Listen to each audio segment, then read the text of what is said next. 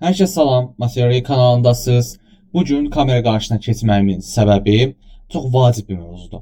İmtahanda, buraxılış imtahanında, elə bloka yaxında belə bir video çəkirəm blok üçün. Buraxılış imtahanında vaxtı necə idarə etməlisiniz? O haqqda, yəni YouTube-da elə bir video yoxdur ki, detallı şəkildə anlatsın. Qrafik planşet üzrindən anlatacağam sizə. Belə deyim, hansı anlarda nələr eləməlisiniz, hardan başlamalısınız, bəzi problemlərin qarşısını necə alarsınız? O haqqda danışacağam. Vacib, həqiqətən çox vacib bir mövzudur. Qulağınızı dörd açın və qeydlər tutmağa başlayın. Sizin üçün çox önəmli olacaq deyə düşünürəm bu. Okay. Bunu belə başqa bir yerə alım, görüm ala bilsəm. Özümü daha aşağı alım. Başlayaq. Bunu editləməyə ərinirəm. Onun üçün buraları kəsməyəcəm. Nəsə qalsın burada. Qalaq burada. Okay. Başlayaq. Baxın. Bizə imtahanda verilən 3 saat var. 3 saat. İmtahanda 3 saat verilir və bu həqiqətən kimisi üçün bəs eləmir bu 3 saat. Kimisi üçün cavab kartını kodlaşdıranda çıxır gedir. Kimisi həqiqətən vaxtı çatdıra bilmir. Yəni ağlayan olur, zırlayan olur. Mən yadıma düşür buraxılışda bir qız var idi. Bu qız deyəndə yəni köhnə sinif yoldaşım olmuşdu əslində. İmtahan bitmədi, bir saat qalıb, başlaydı ağlamağa ki, yazamıram. Amma halbuki bir saat qaldı, bir saatda sən yəni necə bir iki sual yaza bilməzsən? Niyə görə ağlayırsan? Arxamdaydı özü. Nəsə, yəni ağlamayın. Yaxşı, yəni tövsiyəm odur ki, ağlamayın. Onun üçün düzgün vaxt idarə bilin ki, ağlamayasınız. Başa düşürsünüz, bu videoya axırına baxın. Aha. 3 saat sizə vaxt verilir. 3 saat nədir? 180 dəqiqə. 180 dəqiqə bizə vaxt verilir təbii ki. Bunu biraz bu tərəfə çəkə bilsəm kameranı. Daha yaxşı olacaq hər şey. 180 dəqiqə vaxt verilir. Baxın, 180 dəqiqə. Bu 180 dəqiqənin dəqiqə və dəqiqəsinə düzgün istifadə etməliyik. Okay? Və bir şey də danışım. Biz buraxılışda bir qız var idi. Köçürdüm işte vaxt bitib, amma köçürdməyib. Vaxt bitən cavab kartını nəzarətçi aldı qızın əlindən. Qız başladı ağlamağa. Ağladı. Nəzarətçinin də içi acıdı belə deyim. Verdi, götürdü cavab kartı açıq soruşdu. Amma biz hamımız vermişik ya. 29 nədir? Yəni hamı verib, yəni otaqdakı hamı verib, bir dənə qız qaldı. O qız götürdü sırf ağlamağına görə. Başa düşürsünüz? Yəni ağlamaq bəzən yaxşı şeydir, amma belə deyim, siz yenə deyirəm, ağlamamaq üçün bu 180 dəqiqəni düzgün idarə etmək. Nəsə çox boş yapdım mən. Baxın.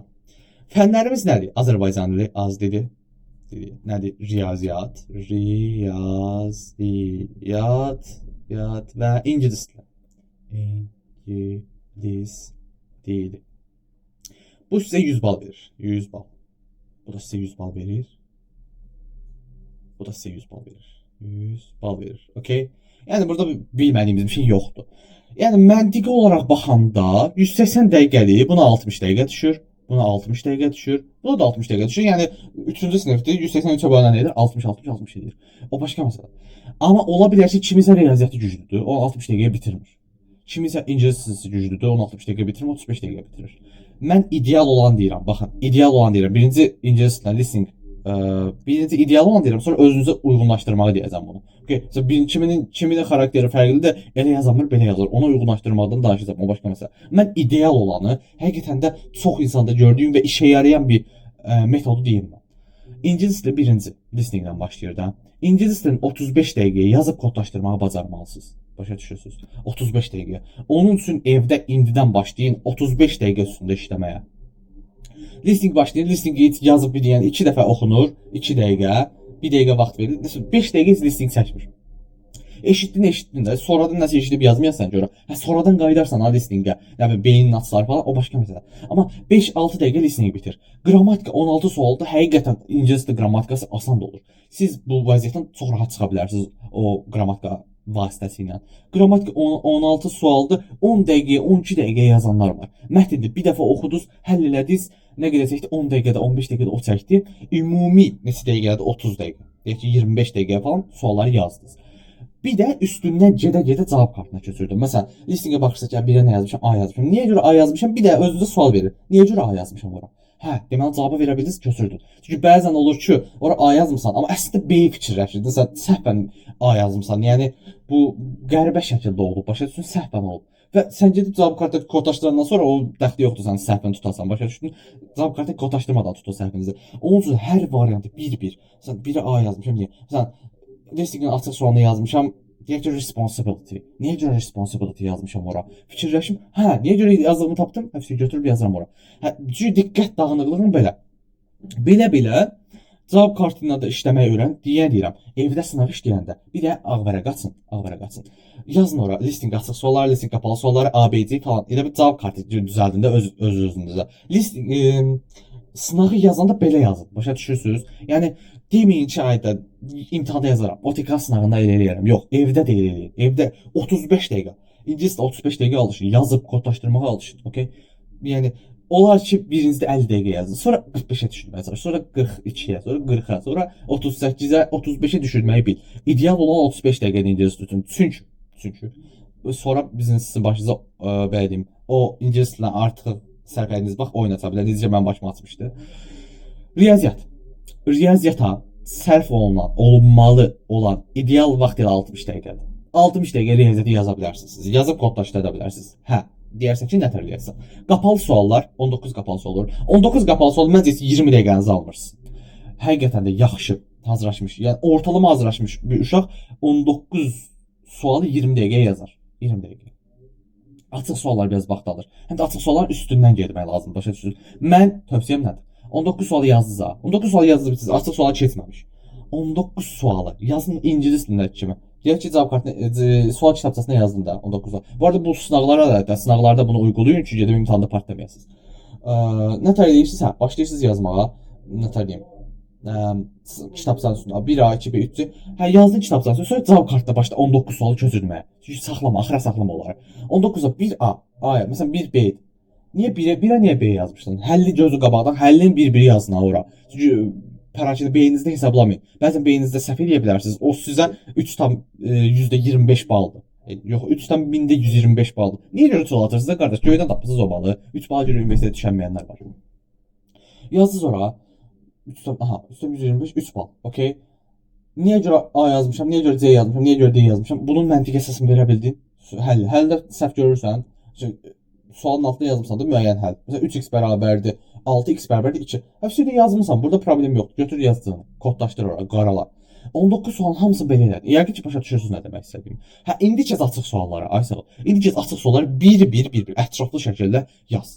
Bir dəfə yazdın, bitirdin. Sonra bir dəfə üstündən yoxla. Ondan sonra başla cavab kartına köçürməyə. Cavab kartına da yəni dəhşət səliqəli köçürmənizə ehtiyac yoxdur. O sizə səliqəli köçürdərsən, vaxtın gedəcək. Başa düşdün? 20 dəqiqə budur, 40 dəqiqəyə də 40 dəqiqə, 35 dəqiqə açıq suallara vaxt ayır. 20 dəqiqə yox, 20 dəqiqə yazasan və aydındır ki 10 dəqiqə, 15 dəqiqə, 10-15 dəqiqə sən nəyə gedəcək? 10-15 dəqiqə gedəcək sən qapalı sualları kodlaşdırmağına, yoxlamağına falan. Nə qədər? 20-35 dəqiqə buna. 35 dəqiqə sən 19 sualı yazdın, kodlaşdırdın. Nə qaldı? Neçə sual qaldı? 6 sual qaldı da, 6 sual. 6 sual qalan o açıq, ətraflı sualları yaz, yoxla və kodlaşdır. Okay? Birinci yaz. Bilmirəm, ağ vərəqlər olar yəqin ki. Yəni birbaşa cavab düzdür, dim orada səhv eləyir ki, ətraflı suala yer buraxmır. Amma elə yaz ki, qapalı sualları elə yığacam ki, sən orada bir yerlərə yaza biləsən, başa düşürsən. O cavab sual kitabçası zaten səndə qalır, istədiyin yerinə yaza bilərsən. Amma çalışın ki, açıq suallarda çaşmayın, işarə səhvi eləməyin. 2 dəfə gedin üstündən, bir sualın üstünə 2 dəfə gedin. Bir dəfə gedin, bir dəfə ayrı gedin, bir dəfə cavab kartına kodlaşdıranda da ayrı gedin. 3 dəfə gedin, vəsə. Riyaziyyatın 100 balınız hazırdır. Riyaziyyat baxın. Bir var teorik bilgiyə sahibsən, sən çox qəşəng riyaziyyat bilirsən, amma sırf bu qaydalara uymursan deyə sən problem yaranır. Okay? Yazamırsan. Mən bilirdim amma yazamadım. Niyə görə? Çünki sən vaxt çatdıramadın. Sən düzgün kateqoriya eləyənmədin heç nə. Okay? Bu belədir. Bunu bilmək şərtdir. Bunu bilin. İncəsi bu ideal olan da bu arada. Azərbaycan dilində nə qədər qalır? Bax 60 bu, 35 bu. Burada neçə dəqiqə qalmışdı? 25 dəqiqə qalmışdı. Bu 25 dəqiqədə 85 dəqiqə Azərbaycan dili. Azərbaycan dili həqiqətən 85 dəqiqə ayrılmalıdır. Hətta 85 dəqiqə çatdıramayanlar da vardı. Mən elə 85 dəqiqə yazmışdım. Bu yolda irəliləməmişdim mən. İngilis dilinə 35 dəqiqədən daha çox vaxt vermişdim. 60 dəqiqə vermişdim. Onun üçün riyaziyyata vaxtım çatmamışdı. Çox tələb-tələsik yazırdım. Mən hər dəfə 2-3 dəfə riyaziyyat yoxlayırdım. Bir dəfə belə yoxlamağa vaxtım çatmamışdı. Başa düşürsüz? Onun üçün belə deyil. Azərbaycanda 85. Çünki niyə görə? Ətraflı sual çoxdur, mətn anlamaq qabiliyyəti var. Belə deyim, birinci mənim tövsiyəm mətnlərdən girin. Birinci mətnin oxuyun, mətnin birbaşa açıq suallarına girin. Açıq sualların axırıncı sualdan üzü yuxarı yazmağa doğru gedin. Belə yazın. Birinci nə var? Birinci başınızda ətraflı sual açıq sual yazırsınız Azərbaycan mətnlərində. Onu başınızda belə deyim. Nə oldu? Bir dəqiqə. Kaydı durdur. Oh. Aha. Bu problem yaranmışdı kayıtda. Devam edək. Bax, yenə deyirəm, açıq suallardan başlayın. Açıq sual yazırsa, beyninizdə bir şeylər qurun. Çünki yazmağa həqiqətən yer olmur orada. Çünki deyim, bilmirəm də, yəni ağac kəsməmək üçün mü eləyirlər, o qədər balaca yerlər kitabçada ayrılırlar. Məsələn, qəribə bir üsuldur, amma yenə də yenə kayıtda problem oldu. Çox kasıb monitorum var mənim nəsə. Nəsə. Belə davam edin. Başa düşürsünüz? Belə üzü yuxarı davam eləməyə başlayın və ətraflı sualı əmin oldunuz ki, budur. Açıq sualdan danışıram şeydə, Azərbaycan. Əmin oldunuz ki, budur, kodlaşdırın gəlsin. Yəni deyirəm, muncuq düzməyin ora siz. Muncuq düzməyə ehtiyac yoxdur. Sadəcə nağarın, yazın, fikrinizi aydın çatdırın, fisyo. Qara-qora eləsəz də olar. Yəni onlar orada başa düşürlər. Sizin bağınızı boş-boşda kəsmirlər. Amma İran qurbağa yazmayın. Amma normal yazın. Yəni orada muncuq kimi, yəni düzməyə ehtiyac yoxdur. Çox vaxtınızı alır. Sonra peşman olasınız ki, ayda mən nə qardım. Yəni hələ ki birinci Azərbaycandan başlayırsınızsa yenə deyirəm, bunların sırasını mən demirəm mən sadəcə dəqiqələrini deyirəm. Sonra üst-üstə birinci Azərbaycandan başlayın, 85 dəqiqə həll edin. Birinci riyaziyyat başlayın ya da birinci ingilis dillə başlayın. Amma mənim tövsiyəm nədir? İngilis dillə riyaziyyat Azərbaycan dili sırası ilə gedin. Başa düşürsüz? Çünki axıra riyaziyyat falan saxlayanda biraz beyin naqurskaya düşür. Həqiqətən də olur. Axıra saxladığınız fən biraz sizin üçün çətin olur. Yəni bunu qəbullanın biraz, yəni çətin olur. Niyə görə? Gəlirsən 1 saat əvvəl çağırırlar buraxılışa. 4 saat orada oturursan. Sən 4 saat orada oturursan da təsəvvür elə. 4-cü saatda sən hər hansı bir fənnə girirsən, həqiqətən çox çətin olar sənin üçün. Okay? Onun üçün biraz tövsiyəm, ən zəif bildiyiniz fənni axıra saxlayın. Çünki ən güclü bildiyiniz fənni bərbad edə bilərsiniz axırda. Ən zəif bildiyiniz fənni axıra saxlayın.